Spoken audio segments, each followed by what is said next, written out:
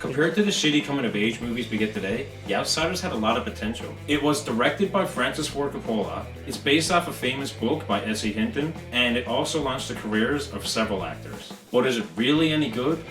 Let's find out. The Outsiders starts with two rival gangs, the Greasers and the Socials, as they battle for supremacy in a small town.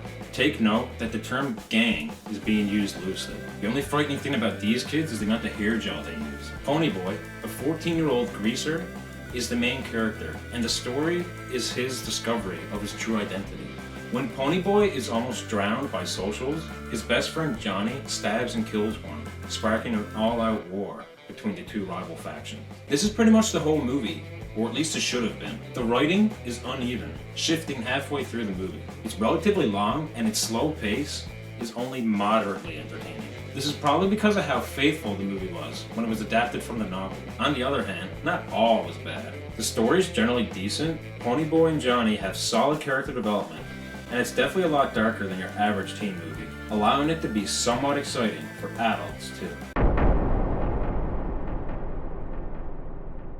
This is one of the more interesting features. The acting, in a nutshell, ranges from decent to good. This movie helped launch the careers of Tom Cruise, Emilio Estevez, Rob Lowe, Diane Lane, Patrick Swayze, and Ralph Macchio. With such a great lineup, you expect a lot from at least one of the main characters. However, the minor characters are so flat with the dialogue, and I had trouble figuring out who was who. Add in some very awkward scenes between a couple of the male characters. Incest alert.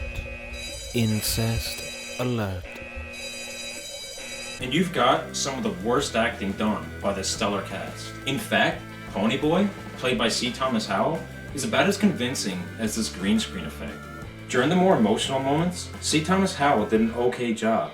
Plus, Matt Dillon as Dallas and Ralph Macchio as Johnny Cade were both quite entertaining to watch on screen, despite not being either's best performance. And I honestly feel that the rest of the cast would have done well if their characters actually had a chance to be fleshed out. This includes Diane Lane. Her character is pretty much thrown to the curb halfway through, but she was interesting up until then.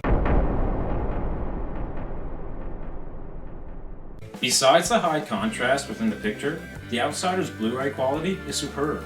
Little to no grain and some great colors helped draw me in, as did the realistic, though seldom used, effects. Also, the big rumble fight scene was badass and was definitely not a letdown. Add in some distinctive costumes by Marge Bowers and great sound choices by Carmine Coppola, and it's interesting to see how well this movie still holds up. However, there were two big flaws. The audio was unbalanced, making dialogue difficult to hear, and the music constantly interrupted scene. The Outsiders is...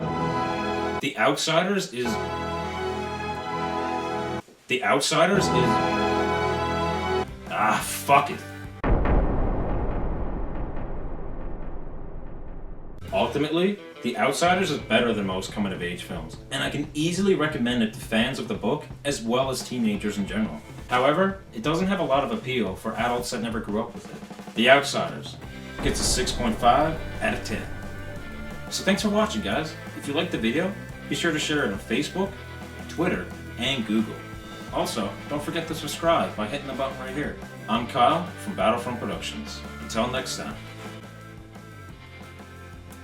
stay gold.